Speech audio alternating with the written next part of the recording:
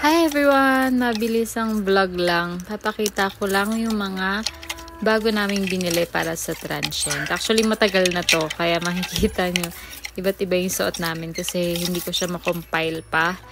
Pero yan, ito para sa toilet to. Yung para sa flush. And then, yung isa yung dinidikit sa bowl.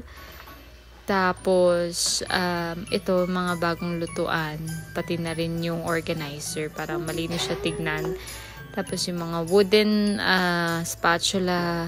Tapos ito kasi naghahanap yung mga transient namin ng sampayan. Ayun yung sinasabi ko yung dinidikit sa toilet bowl.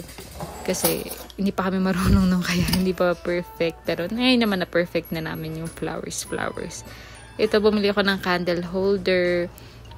Tapos, ito rin, naglagay kami ng mga laminated na para sa wifi. Siyempre, nakatakip yan kasi ini-scan lang yun. Tapos yan, may tip box din kami kasi napansin namin may mga nag-iiwan minsan ng mga barya o kaya naman may mga gusto mag-tip sa amin. Yun lang, susunod na ating vlog. Bye!